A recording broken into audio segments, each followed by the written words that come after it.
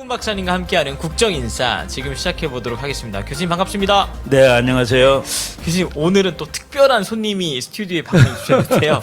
정광훈 목사님과 또 친구이시기도 하고 예. 꼭 이 국정인사에 한번 박사님과 궁금해서 꼭 질문해 보고 싶으신 부분도 있다고 하셔서 홍동명 목사님을 스튜디오에 모셨습니다. 목사님 반갑습니다. 네, 감사합니다. 네, 반갑습니다. 네, 목사님 네, 시청자분들에게 짧은 네. 인사 부탁드리겠습니다. 제가 이충곤 박사님의 국제정치 강좌를 계속 들었습니다.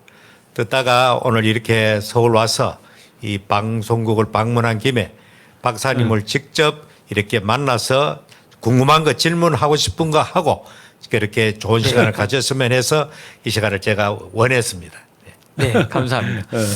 박사님, 그럼 제가 오늘 사실 이 질문을 안 드릴 수가 없거든요. 네네. 최근에 미국이 한국 정부에 대해서 도청을 했다. 뭐 이런 일들이 나와서 뭐 야당에선 지금 난리가 났는데요. 예. 그 내용 예, 그리고 예. 목사님께서 또 궁금하신 내용들이 있다고 예, 하셔가지고요. 예. 그런 내용을 토대로 오늘 방송을 좀 진행해 보도록 하겠습니다. 네네. 예.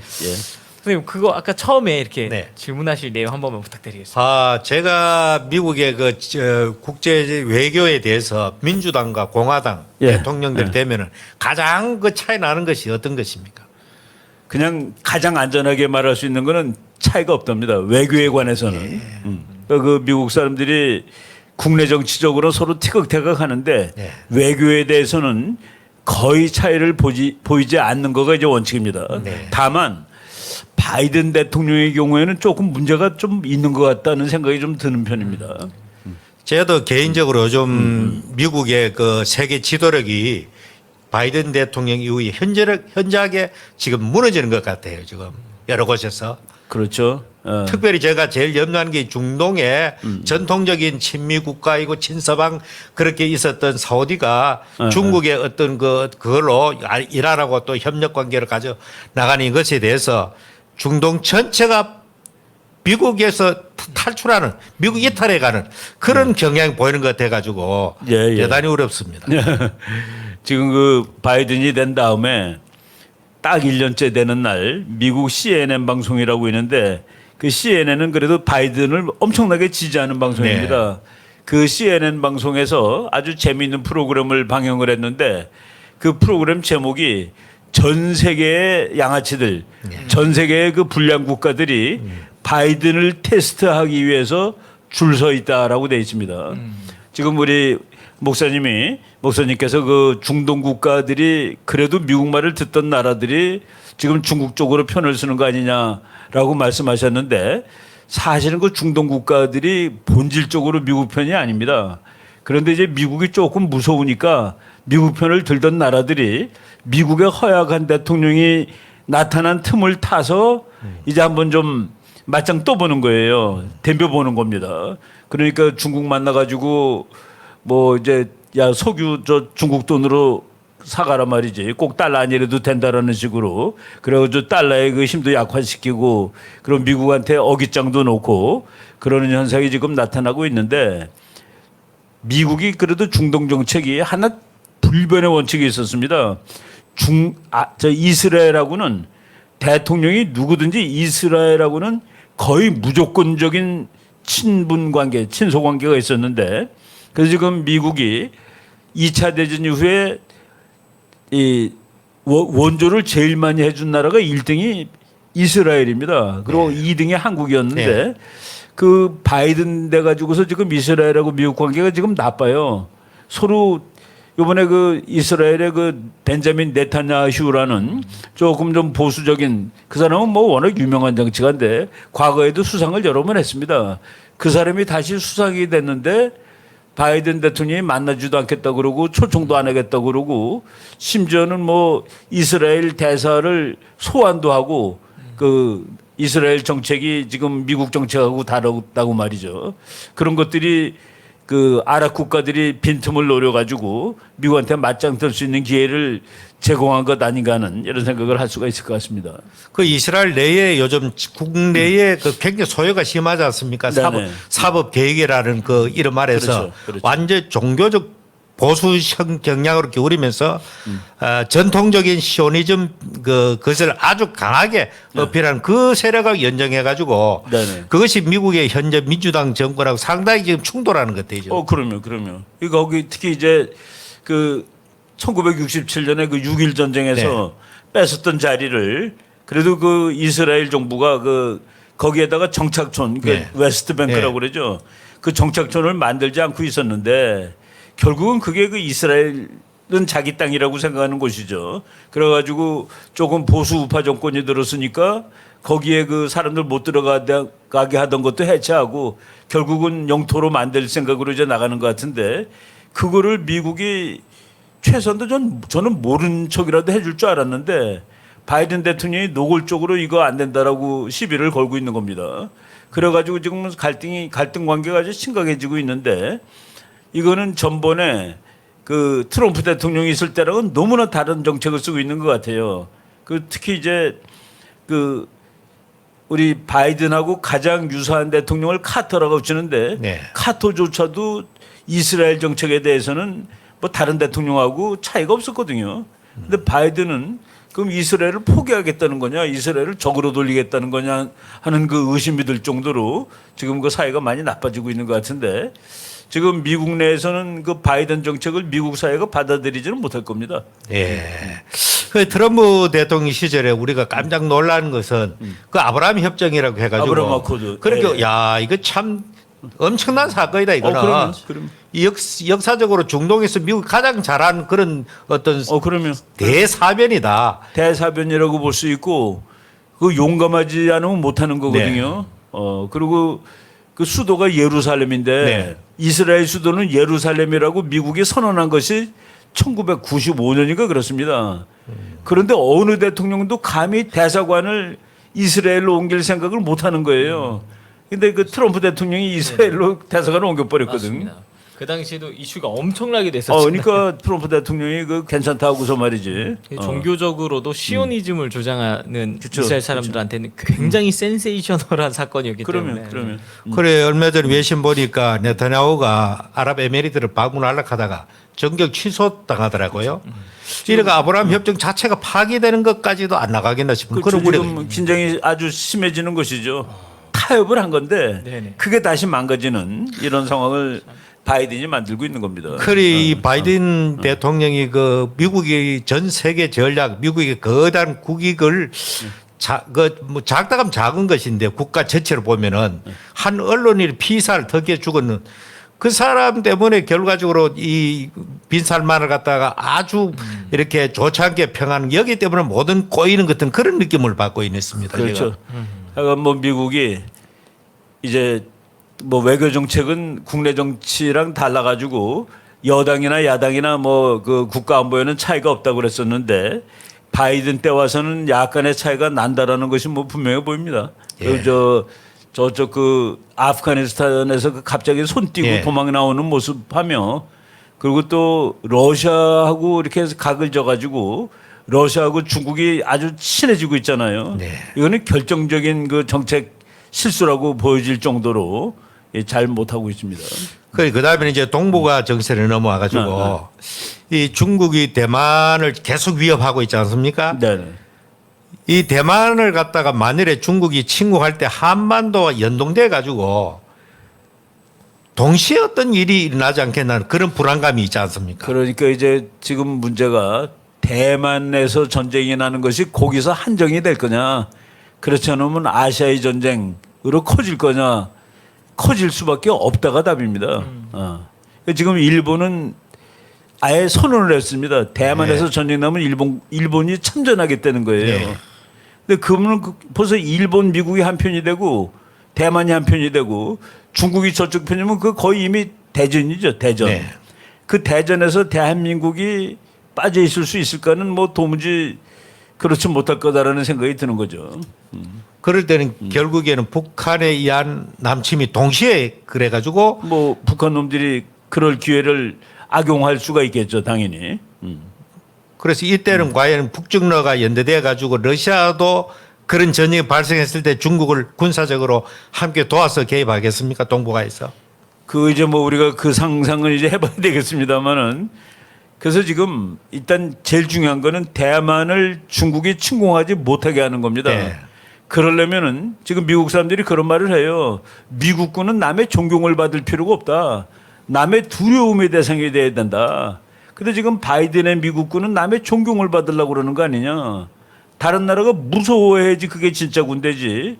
리스펙트, 존경을 받을 필요가 어디냐. 지금 제가 얼마 전에도 뭐 그런 비슷한 방송을 했는데 그 미국의 지금 그 군인들이 뭐 다양성을 강조하고 뭐 그러니까 뭐 여자가 남자로 바뀐 사람이 미국 군대 올 수 있어요. 트랜스젠더라 그러는 거. 예. 아주 웃기고 있는 그런 이상한 일이 벌어지고 있는데 그는 그 미국 군이 다른 나라의 존경을 받으려고 애를 쓰고 있느냐 말이지. 다른 나라의 무서움이나 두려움의 대상이 돼야 되지.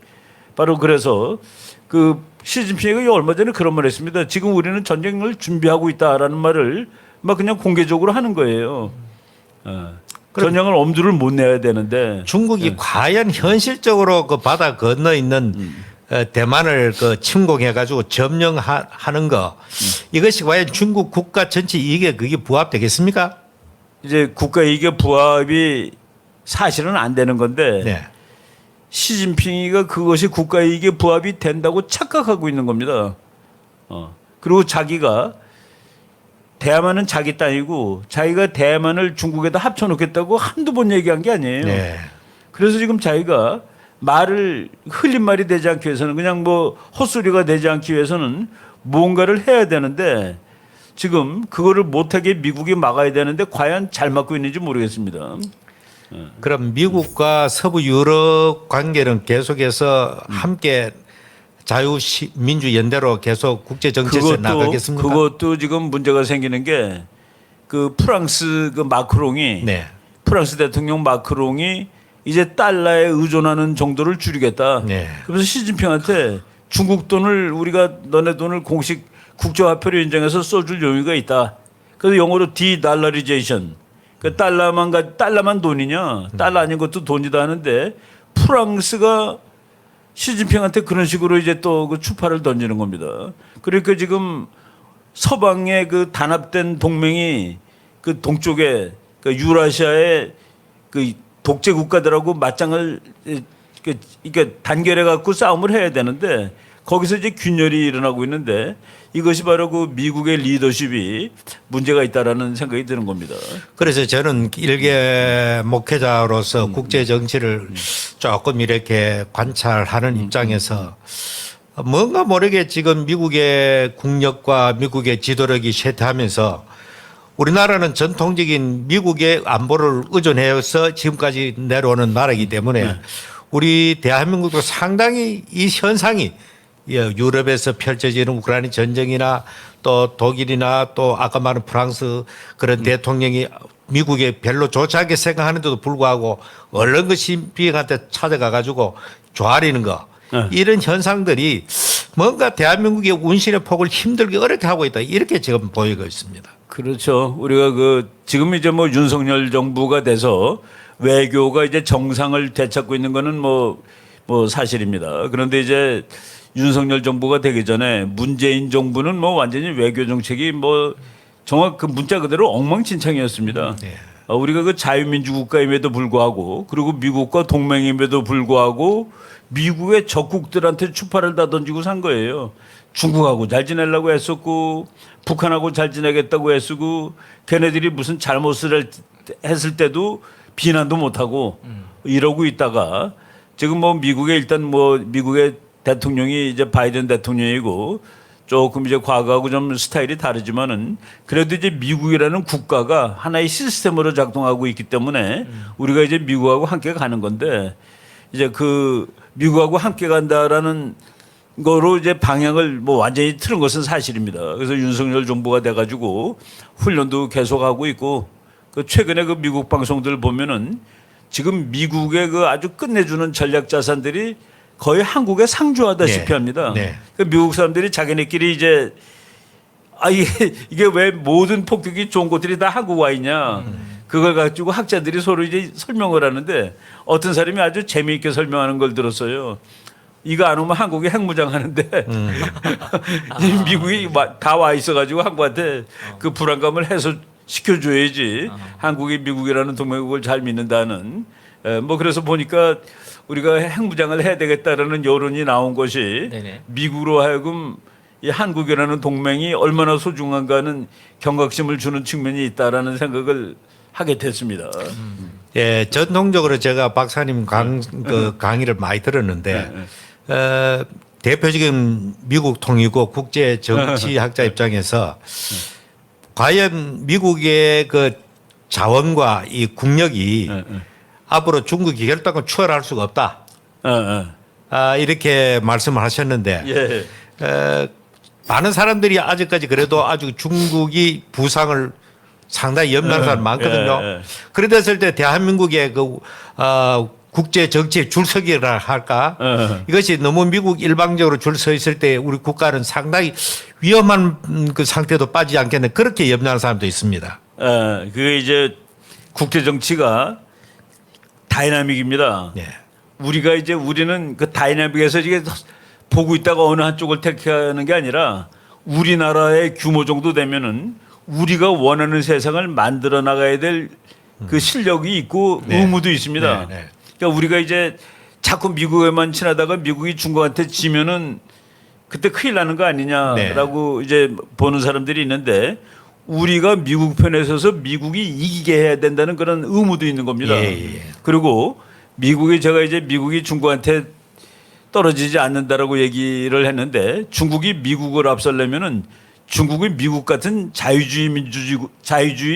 자유주의적 자본주의 국가가 되지 않으면 미국을 앞설 수가 없습니다. 지금 중국은 발전의 맥시멈 꼭대기에 와 있는 겁니다. 이제 여기서 중국이 나라를 한 바퀴 바꿔야 되는데 그게 미국식 자유민주주의, 자유시장 경제로 가야 됩니다. 근데 그걸 가기에는 중국이 너무 위험한 나라입니다. 그러니까 중국이 민주주의가 되면은 그 중국을 이제 이거는 국제 정치학이 아니라 비교 정치라고 그러는데 중국이라는 나라가 사이즈가 오보 사이즈입니다. 네. 너무 큰 나라예요. 네. 그러니까 중국이 저렇게 큰 나라를 정권 하나가 끌고 간다? 이거는 중국이 미국 정도 돼도 연방입니다. 50개가 연방 아닙니까? 네. 중국이 저게 한 개의 정부가 끌어간다는 건 사실은 말이 안 되는데 근데 이제 중국이 몇십 년 동안 전체주의 네. 뭐 황제 네. 이런 데 익숙하다 보니까 저렇게 지금 오는데 지금 중국이라는 나라가 국민 소득이 이제 민주주의를 요구하는 딱 그 보더라인에 나와 있습니다. 그러니까 $10,000를 우리가 보통 치는데 $10,000가 넘은 나라를 독재로 다스릴 방법이 없습니다. 그러니까 중국이 이제 민주화를 하게 되게 되면은 그래서 이제 만약 시진핑이가 이제 공산당은 그만두고 민주주의 하자 그러면은 나라가 쪼개집니다. 위구르가 가만히 있을 리가 없고 티베트가 가만히 있을 리가 없고 몽고가 만주가 그리고 강남이 저쪽 그래서 중국이 지금 시진핑은 이러지도 저러지도 못하는 아주 그 진퇴양난의 상황이 있습니다.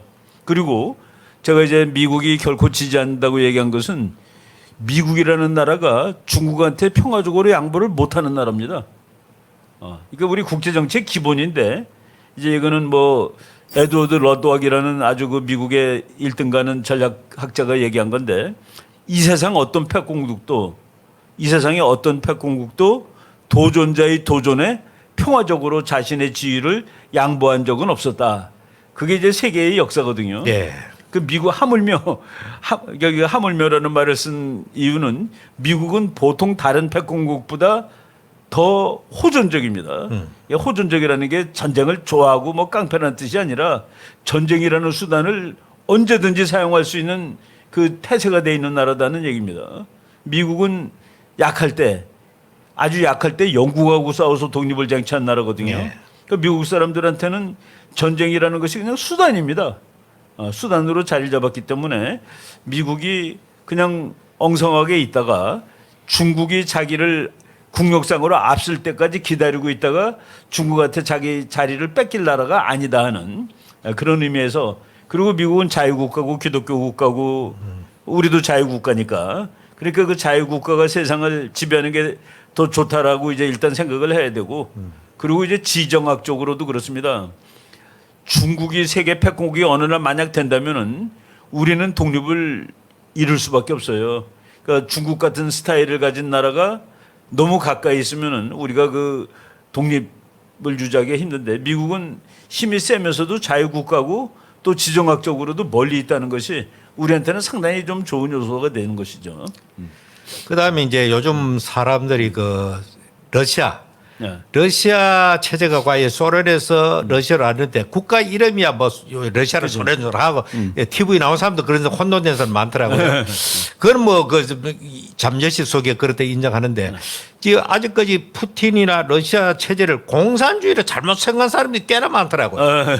내가 볼 때는 푸틴은 누구보다도 반공주의자라 하거든요. 공산주의를 아주 싫어한다 하거든요. 공산주의 아니죠. 그리고 공산주의 아주 싫어한다 하는데 많은 전문가들이라는 사람도 나가지고 반공주의 소련이 마치 공산주의 러시아 공산주의인 것으로 이 착시 현상을 일으킨 사람 많더라고요. 그래서 지금 우리가 그 우크라이나 전쟁을 불성할 때도 이제 소련은 공산당 나쁜 놈이라는 그 인식이 네. 압도적으로 많습니다. 네.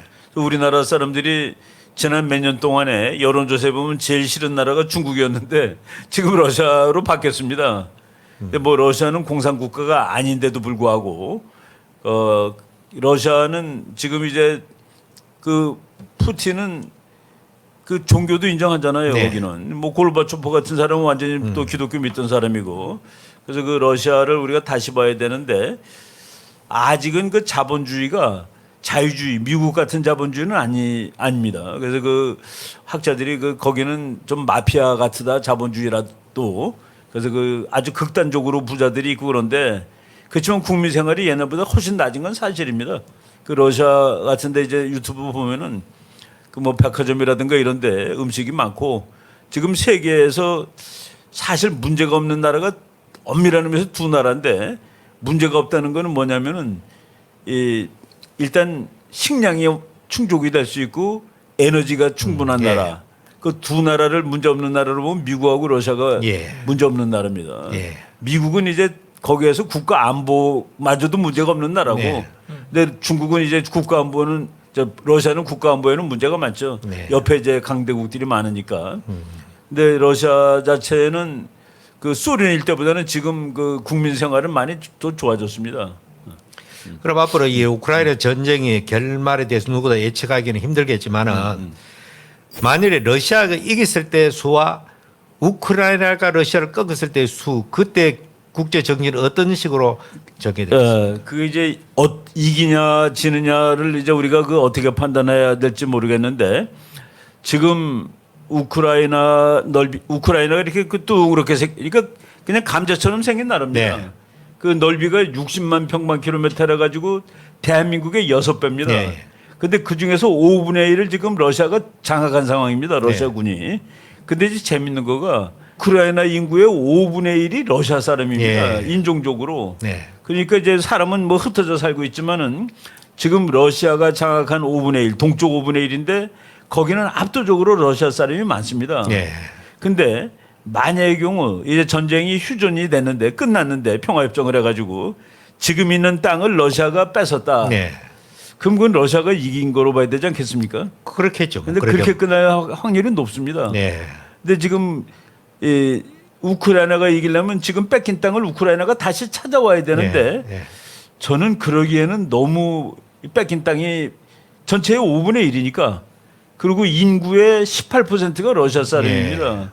이거를 우크라이나가 감당할 수 있을지는 잘 모르겠습니다. 그거는 좀 어려울 것 같습니다. 그래 됐을 때 한쪽이 우크라이나가 유리하게 끝났을 때 세계 정세는 그러니까 우크라이나가 유리하게 끝날 상황은 없습니다. 없다. 저는 예. 제 생각으로는 적어도 지금 러시아가 장악하고 있는 영토는 뺏기고 인구도 러시아계는 아예 그 러시아 쪽으로 가는 뭐 어차피 지금 많으니까 크리미아 반도 같은 데는 거의 60% 이상이 러시아 사람입니다. 인구에. 그러면 그런 사람들은 그 크림반도 사람들 자기들이 자발적으로 러시아로 들어갔다고. 그러니까 크리미아 반도까지는 아닌데 이쪽에는 돈바스 지역이라는 네. 동쪽 사람들은 러시아 시민권 주면 받겠다고들 그럽니다. 그러면 뭐 결과적으로 자기들 우크라이나가 다 소련을 다 철군하고 러시아가 다 철군하고 다 확보해도 국내 자기 국가 안에 테두리에 이따 끊임없는 혼란이 계속되겠는데 그게. 그게 이제 우리나라 그 언론에서 별로 소개가 안 됐는데 우크라이나 사람들이 그러니까 우크라이나 땅에 사는 러시아 계통 사람들이 우크라이나가 보기에는 반동분자들입니다. 그래서 가서 많이 죽였습니다.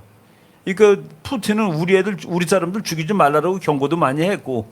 그런 게 그래서- 국제 정치, 국제 매스컴에서 별로 부각이 안 되거든 그런. 그거는 지금 미국조차도 그 얘기는 안 합니다. 그 지금 제가 이제 모든 그 국제 분석할 때 미국 뉴스를 많이 보는데 우크라이나 전쟁은 미국에서도 사실은 그 객관적으로 보도하지 않습니다.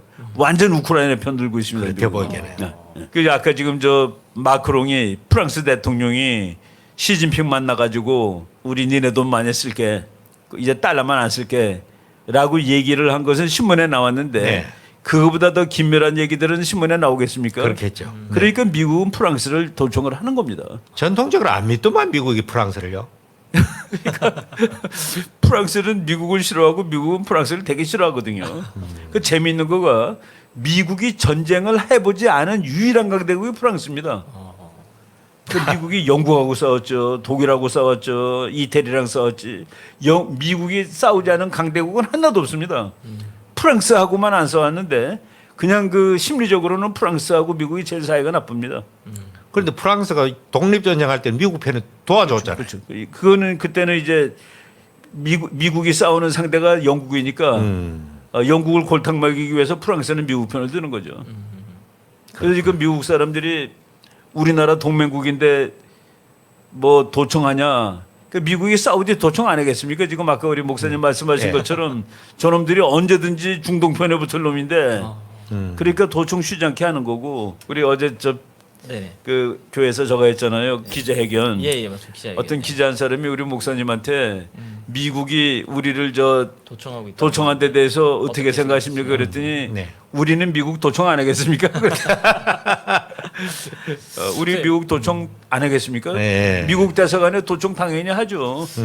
그 오늘 또 기사를 보니까 네. 미국의 그 육군 참모총장이랑 대한민국에서도 서로 얘기를 해보니까 사실 그 도청했다는 내용의 상당수가 거짓말이라고 거짓말이다. 나오죠. 이제 이런 기사도 나왔었거든요. 지금 저는 뭐라고 보냐면은 네. 그 도청이라는 게 SNS에 누출이 된 거 아니에요. 거기에 나오는데 뭐 100페이지가 넘는다며.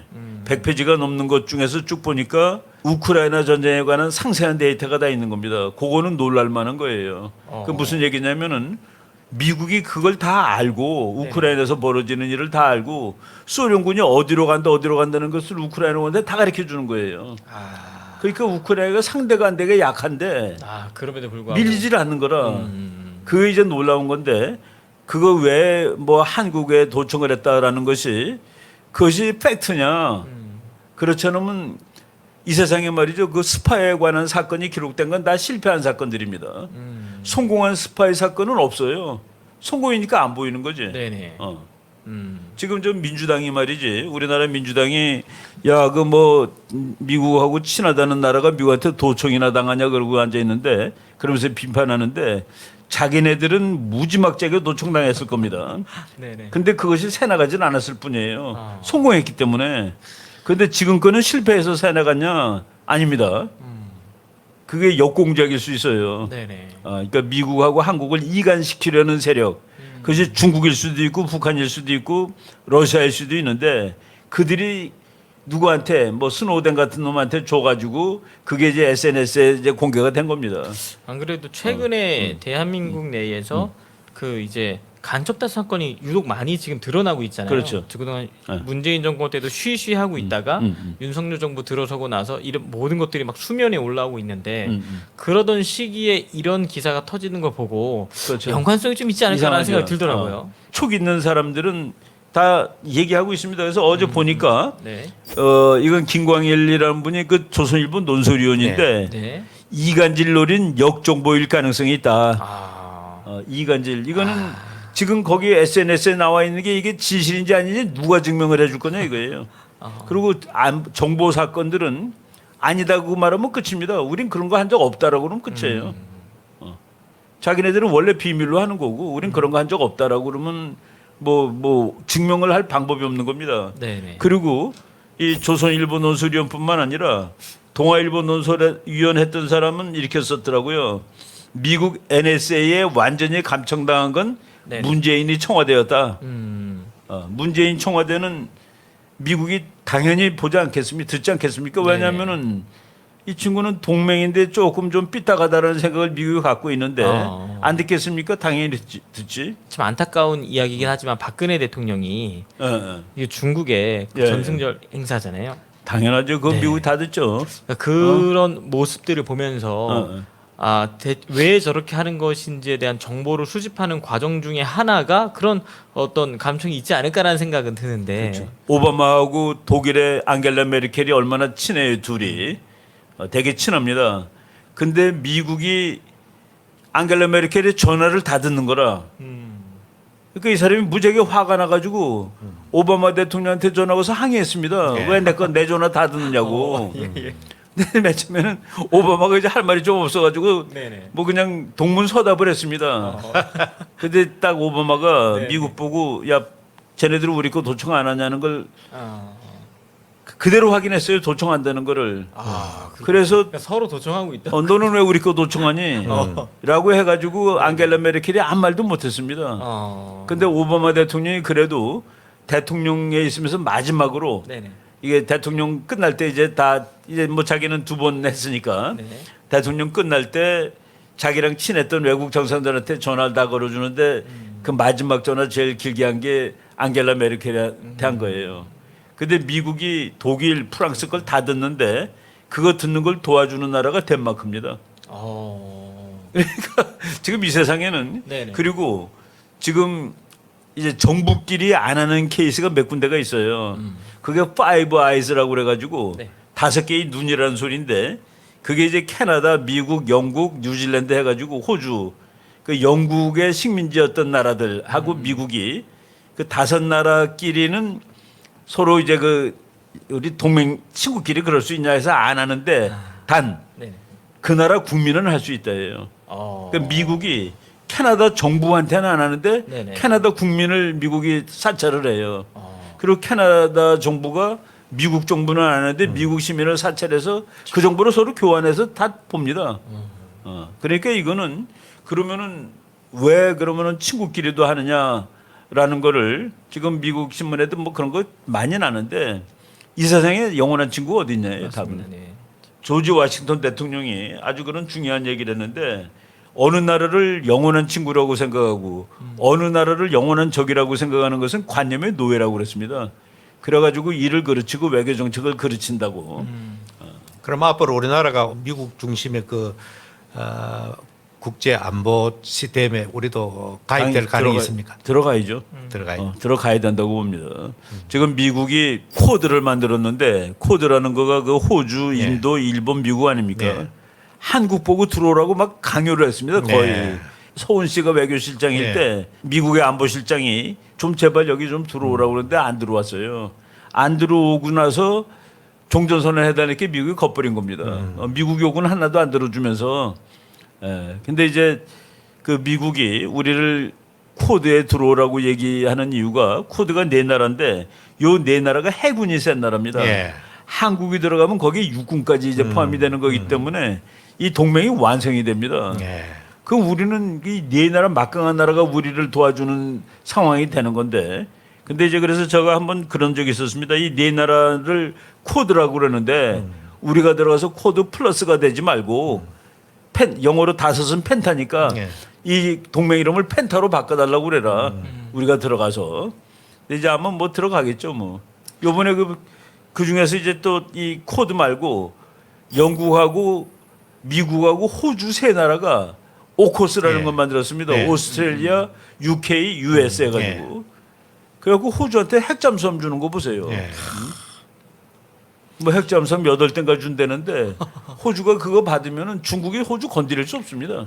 호주에 요즘 친중 총리가 돼가지고 조금 분위기가 근데도 이상하다. 불구하고 호주는 이제 거의 그러니까 우리는 이쪽 선이다. 예. 각가도 뭐 장사는 예. 조금 할지 모르지만은 완벽하게 이제 이쪽으로 왔죠.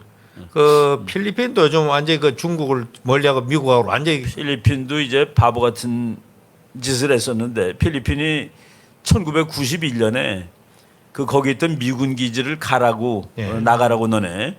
그랬더니 미국이 조금 더 쓰자라고 이제 부탁을 했는데 필리핀 의회에서 날짜까지 정했습니다. 1년 예. 이내에 다 나가라고. 야, 그 1년 이내에 나가라 그랬더니 미국 사람들이 11개월 만에 정말 다 치우더라고요. 예. 그 공군 기지가 무지막지하게 큽니다. 예. 클라크 베이스하고 그리고 수빅만. 근데 이제 필리핀 사람들은 거기 미군을 내보내면 거기다가 카지노도 만들고 호텔도 만들고 돈을 왕창 벌 거라고 생각했는데 미군이 나가면 누가 거기 옵니까? 그렇겠죠. 완전 망했어요. 근데 그 망한 거가 아니라 그 필리핀 바로 서쪽에 조그만 섬이 하나 있었는데 스카보로 그 섬을 중국이 뺐었습니다. 미군 없는 사이에. 언젠가 그 육군사관학교에 그 세미나를 갔다가 그 호주 저 필리핀 학생이 얘기를 하는데 자기네 그 미군이 나간 다음에 필리핀 서해가 중국 앞바다가 되고 말았다고. 그래서 그 되게 슬퍼하는 거 봤는데 지금 미국을 다시 불러들이고 있는데 미국이 지금은 그 기지로 안 가고 그 필리핀의 제일 꼭대기에 예, 대만하고 예, 붙어 있는데 예. 다 여기 쓰겠다고 그러니까 지금 또 필리핀은 기분이 우울해가지고 네. 그렇다고 미군을 뭐 온 미군을 뭐 어떻게 할 수도 없고 차라리 옛날에 그냥 수빅만에 있으라고 그랬으면은 문제가 없는데 말이죠. 그리고 지금 재밌는 통계가 이 세계에 미군이 제일 많은 나라가 일본입니다. 예. 두 번째로 많은 나라가 독일, 예. 세 번째가 한국, 네 번째가 이태리, 영국. 이 5나라가 전부 세계 10등 안에 다 들어가는 예. 나라입니다. 미군의 역할이 그렇죠. 미군의 존재감이 존재감이 네. 그러니까 장사도 지켜주고 안보도 지켜주고 뭐 그런 역할을 한 거죠. 야당의 그 육군 대장 하던 분이 저 사람은 뭐 이제 스카우트에서 갔어요. 네네. 그래서 육군 대장 나오고 얼마 안 돼가지고 전국구 국회의원 해가지고 지금 국회의원인데 이분이 갈 때 이렇게 얘기했습니다. 문재인 정부의 힘을 통한 평화를 실현하기 위해 정치에 입문하게 되었습니다. 문재인 정부가 힘을 통한 평화를 했습니까? 지난 5년 동안. 굴종의 평화를 하자는 거예요. 힘을 통한 평화라는 거는 북한이 못된 짓 하면 미군하고 훈련하는 게 힘을 통한 평화 아니겠습니까? 근데 이분이 그냥 그 미국에 도청하는데 아니 청와대를 막 너무 졸속으로 옮겨서 도청한다라고 이러면서 그 지금 현 정부를 비판하는데 그러니까 이 정부 이 비판을 보다가 그 보다 못한 그 동아일보 논설위원 출신인 사람이 야, 그 미국이 마음 놓고 도청한 것은 민주당 정권 때야. 지금이 아니야라고 오히려 이렇게 그 방송을 어제 했습니다. 그 4.27 판문점 회담 있죠. 네네. 그저 도보다리에서 문재인하고 김정은하고 이제 서로 걷다가 앉아가지고 이제 얘기 쭉 한 거. 저거 미국이 다 들었습니다. 저거 미국이 다 들었는데 그것이 성공했기 때문에 신문에 안 나오고 그러는 것이지 알만한 사람은 다 아는 얘기죠. 예. 미국이 저거 안 듣겠습니까? 정보의 다이아몬드인데 저걸 왜 놓쳐요 미국이? 그러니까 저런 거 할 때는 말이죠 미국이 남북 정상회담이라든가 또는 뭐 미북 정상회담 이런 거 할 때는 뭐 온갖 그러니까 그걸 NTM이라고 그래요. National Technical Means 국가의 기술적인 수단을 가능한 한 다 동원해 가지고 보는 겁니다. 복구 듣는 거예요. 네네. 저런 말 있잖아요. 이거 우리가 얘기하는 거가 저 창문으로 들린대. 유리창이 흔들린다는 거예요. 우리 목소리에 따라서 목소리의 파동 때문에. 파동 때문에 그 유리창이 살살살 흔들리는데 네. 거기다 레이저를 쏴갖고 반사되는 레이저 갖고 무슨 말했는지를 안 되는 거예요. 그래서 이제 정말 영화 같은 얘기네요, 박사님. 그래서 지금 뭐 또 그걸 막기 위해서 유리에다가 저기다 뭐 붙이고 그러니까 반사 안 되게 혼란하게 그래서 지금 그걸 붙였대요. 지금 저 거기 그 건물이 원래 국방부 건물이잖아요. 지금 네네네. 대통령실 건물이. 맞습니다. 그래서 그 창문 같은 거 이제 뭐 안 되게 그 또 역장치를 만들었다고 그러더라고. 근데 오늘 원래 제목을 지피지기면은 100점 불태다 그랬는데 우리나라 사람들이 이거 잘못 번역하는데 나를 알고 적을 알면 이렇게 하는데 나를 알고 적을 알면이 아닙니다. 나를 알고 상대를 알면입니다. 나를 알고 상대를 알면 100번 싸워도 위태롭지 않다. 근데 우리나라는 나를 알고 적을 알면 100번 다 이긴다라고 이게 그 잘못 해석되고 있는데 맞습니다. 손자가 2400년 전에 이게 적이라는 뜻도 물론 있지만은 상대를 알고 나를 알면 전 세계가 그렇죠. 그냥 다 상대입니다. 상대. 이건 좋은 상대, 마음에 드는 상대. 네. 저쪽은 적. 그래서 그 앙겔라 메르켈한테 오바마가 사과는 했어요. 이제 안 하겠다고. 근데 안 하겠다는 걸 믿은 사람이 어디 있어요? 맞습니다. 국제사회에서 네. 그러니까 이거 우리 뭐 야당 사람들이 뭐 정부하고 국제 정치하는 사람들이 야 미국이 우리를 들었다. 이 사람들은 국제 정치를 도덕의 영역으로 보는 사람들입니다. 국제 정치는 도덕의 영역이 아니에요. 네네.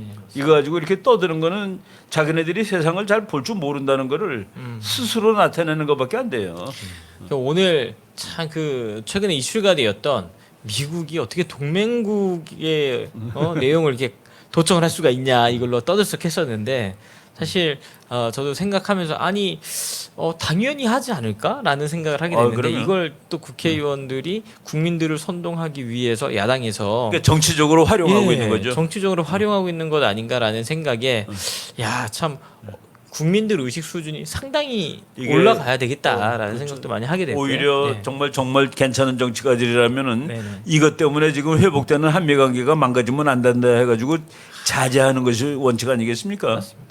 이제 약간 국익보다 본인들의 어떤 상대방을 공격하기 위한 정치적 야망 뭐 이런 게 더 큰 것 같더라고요. 전부 다 이게. 정치적으로 이거 건수 하나 터졌네. 예, 맞습니다. 이걸 사용해야 되겠네라고 지금 생각하는 거예요. 국가 이익과 전혀 관계가 없는 일들에 너무 에너지를 그러네. 쏟아붓고 있어서 여당을 한번 뭐 한번 해보려고 두들겨 예. 팰 수 있는 기회가 생겼다라고 착각하고 있는 거죠. 맞습니다. 그래서 그 질문해 보겠습니다. 뭐가 문제인데 뭐가 냉혹한 세계에서 그리고 그러면 너네들은 지금 공개된 자료를 팩트로 믿는 거냐? 그걸 어떻게 믿냐? 네네. 그러니까 광우병도 믿고 다 그거 믿는 거죠. 제가 과거의 기억이 정확한지 모르겠지만 박정희 대통령 때는 그때도 청와대 도청 사건이 아이고. 굉장히 시끄러웠어요. 그때 이제 청와대가 있었고 예. 지금 미국 대사는 그 자리 그대로입니다. 예. 거기서 다 듣는다는 거예요. 청와대 거를. 그래서 박정희 대통령이 어떤 때 비밀 얘기는 이렇게 종에다 써줘가지고 장관 보고 보라 그러면은 장관이 써서 답하고 그랬습니다. 이야. 근데 그거는 우리는 미국 대사관에서 뭐 하는 거를 네네. 알면은 얼마나 외교하기가 좋겠어요. 안 하겠습니까? 안 하면 바보지. 맞습니다. 미국 그 MIT 대학 교수들이 말이죠. 요새 사람들이 정보를 뭐로 듣느냐, 뉴스를 뭐로 듣느냐 했더니 트위터를 통해서 듣는 사람이 80%가 넘는데요. 이야, 그렇구나. 그런데 트위터에 가짜 정보를 날리고 좋은 진짜 정보를 날렸는데 가짜 정보가 평균 6배 빨리 전달된답니다. 그렇구나. 그래서 사람들이 한도가 거기에요. 그 진짜 정보보다 가짜 정보가 빨리 전달되고 그리고 또 그걸 분별해 보려고 하지 분별 않잖아요. 안 하고 예, 맞습니다. 그리고 트위터 생산하는 사람이 10%밖에 안 된대요. 나머지 90%는 그냥 그 10%가 말한 소리 듣고 그게 맞는지 막 넘어가는 거예요. 남의 얘기만 듣고 있는 거네요, 사실. 그래서 예. 이런 그 정보의 세상에 그런 문제가 있는데 그렇구나. 예. 그럼에도 불구하고 이제 정보는 중요하죠. 저는 이제 미국한테 이제 국가 자존심의 차원에서 미국 너 동맹한테 이런 거 하면 되겠냐라고 이제 정중하게 그러면 미국이 사과를 할 겁니다. 제가 그 학자들 얘기 봤는데 이런 거 보고 놀라는 사람이 더 놀랍다. 이런 거 보고 놀라는 사람이 더 놀랍다. 그러니까 너무 순진한 거 아니냐, 그러니까 이런 뜻 같습니다. 그렇죠. 네. 캐나다가 브라질 도청하고 네네. 뭐 브라질이 또 뭐 영국 도청하고 딱 그러는 거예요. 근데 지금 와서 생각해 보면 사실 전광훈 목사님께서 2019년도에 시국선언 하시고 대한민국의 주사파가 얼마나 많은 줄 아냐라고 했을 때 정치인들마저도 왜 이게 무슨 구시대적인 색깔론이냐, 그럼 요즘 시대 빨갱이가 어디냐 했는데 지금 간첩이 막 우르르 잡혀나고 있잖아요. 참 이게 그러니까 이제 우리가 그냥 역사책에서 보면 얄타 회담, 네네. 얄타 회담 할 때 이제 영국하고 미국하고 서로 먼저 얘기하잖아요. 저 소련 놈들하고 어떻게 얘기할까? 근데 그 스탈린이 거기다가 미국 대표방, 영국 대표방에다 전부 다 그 도청 장치를 달아놓고서 걔네 둘이 얘기한 걸 다 듣고 와서 하는 거예요. 이야, 참. 다 듣고 그러니까 상대방이 무슨 카드를 들고 있는지 다 하는 거라. 예. 근데 그 대표적인 케이스가 네네. 1920년대에 그 이야, 세계 해군 회담이라는 게 있었습니다. 워싱턴 회의. 그래서 미국, 영국은 군함을 5 그리고 일본은 3 뭐 이런 식으로 가자라고 했는데 네네. 일본 대사가 하는 거를 미국이 다 듣고 있었던 거예요. 그래서 일본이 분노해가지고 진주만 때렸다는 말까지 있을 정도로 미국 못 믿는다고. 그럴 정도로 전 세계에 이거는 그냥 상식으로 하는 겁니다.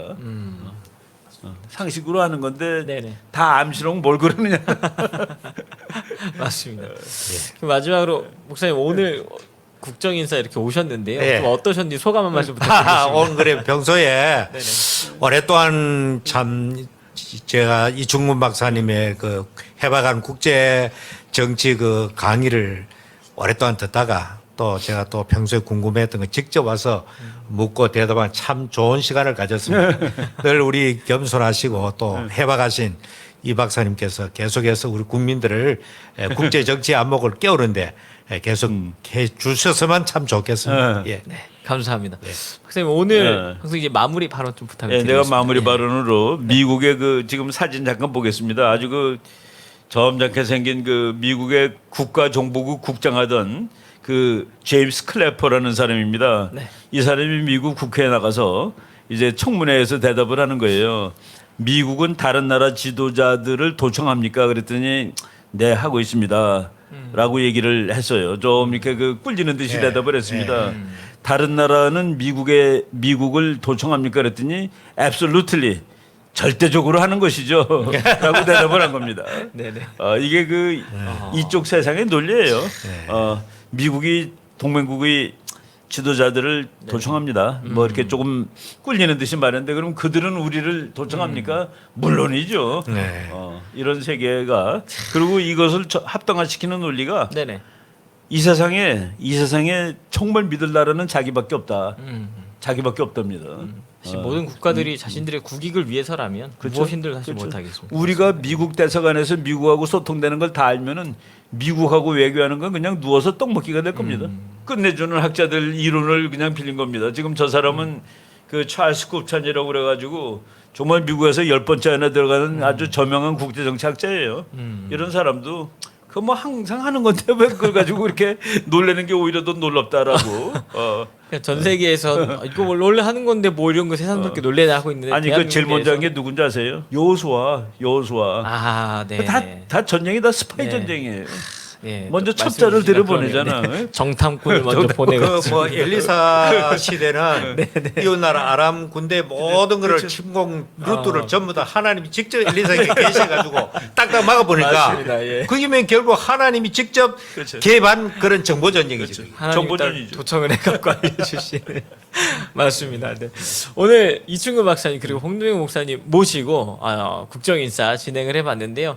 다음 주 이 시간에도 여러분 한번 찾아뵙도록 하겠습니다. 그리고 목사님 시간 되시면 종종 이렇게 모시고 다음에는 방송을 뭐 좀- 내 또 신앙 목회 걸어가는 발자취나 예, 알겠습니다. 우리 전 목사님과 이 좋은 친분 관계 그런 스토리도 뭐 좀 우리 홍 목사님이 네네. 제가 제가 이충근 TV 만든 지 6년 됐는데 네, 맞습니다. 그 이전 거부터 다 보셨더라고요. 와, 그 전에 하던 내가 유튜브 배나 채널에 TV라고 나오는- 예, 맞습니다. 그 얘기 다 해주시더라고요. 그때부터 보셨다고 그러고 네, 맞습니다. 언젠가 목사님한테 네네. 저를 소개했대요.